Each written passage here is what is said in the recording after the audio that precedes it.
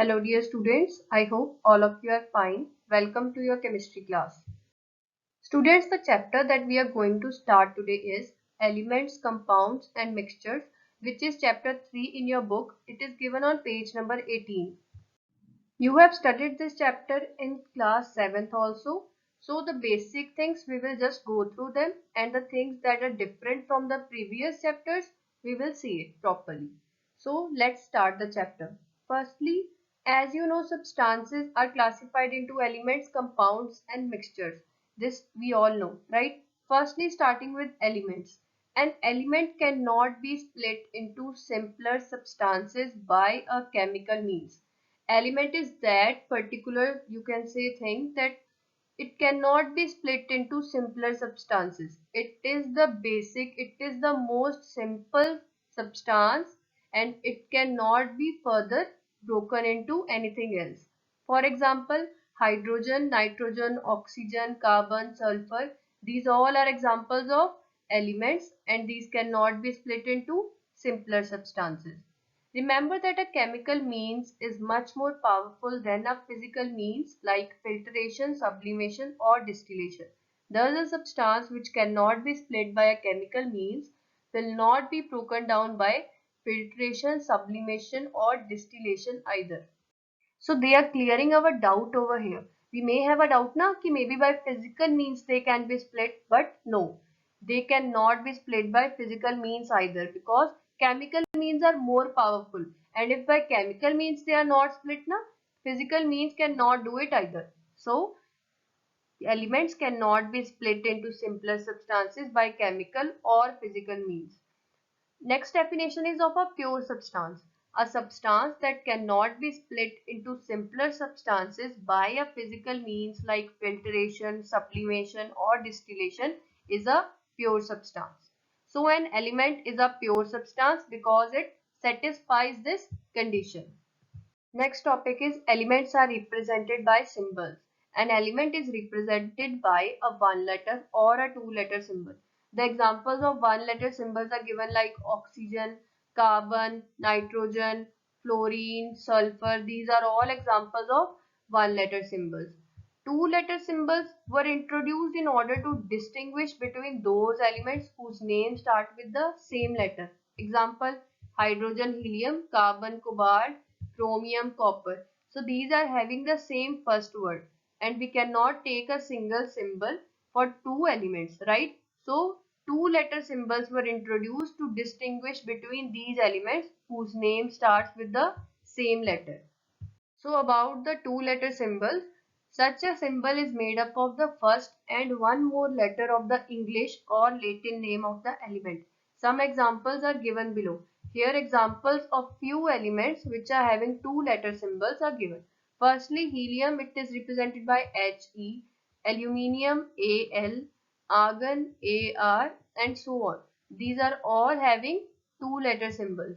So you should remember them and follow that which element has which symbol. Our next topic is compounds. A compound is a substance that can be split into simpler substances by a chemical means. So it is different from elements, right? It is different because it can be split into simpler substances by a chemical means. A compound can be split into simpler substances only by a chemical means. Here only, the word only which is given to you is very important because you should remember that it cannot be split by physical means. Alright, only by chemical means and not by physical means like filtration, sublimation or distillation. So compounds can be split into simpler substances by chemical means. A compound is formed by the combination of two or more elements. For example, the compound first one, water, is formed by the combination of hydrogen and oxygen. You remember the symbol of water, H2O, right? Carbon dioxide by that of carbon and oxygen, it is having the symbol CO2. Third, sulfur dioxide, that by that of sulfur and oxygen, calcium carbonate by that of calcium, carbon and oxygen, sugar by that of carbon, hydrogen and oxygen. So these all compounds are formed by the combination of two or more elements which lead to their formation. Next topic is splitting of a compound into simpler substances. As we have just said, a compound can be split into simpler substances by chemical means. Some examples are given below. Electrolysis of water. Now we should first know what is electrolysis and how it works. Electrolysis is chemical decomposition brought about by passing an electric current through a liquid or a solution. So what they are doing is they are decomposing by chemical means by using electric current. You can see the battery attached in the figure 3.1. You can also see this in your book. It is on page number 19. So they are saying that pure water is a bad conductor of electricity. That is, it does not allow an electric current to pass through it. So here pure water is not taken, but water mixed with a small amount of an acid. You can take either hydrochloric or sulfuric acid, which is called acidulated water, is a good conductor of electricity. When an electric current is passed through acidulated water using a setup of the kind shown in figure 3.1, then what happens? Water decomposes to give hydrogen at the negative electrode, which is called cathode, and oxygen at the positive electrode, which is called anode. We know that water is having formula H2O, right? So it is having hydrogen and oxygen in it. So the hydrogen and oxygen decompose, and hydrogen goes to negative electrode and oxygen goes to positive electrode. They have also made a flow chart. Water नीचे लिखा हुआ है acidulated through electrolysis. Cathode के पास क्या जा रहा है? Hydrogen, and anode is having oxygen. So for your reference, I have attached one more image so that you are more clear with what is electrolysis. Here, the positive is shown over here. It is showing anode, and the negative, which is over here, it is showing cathode.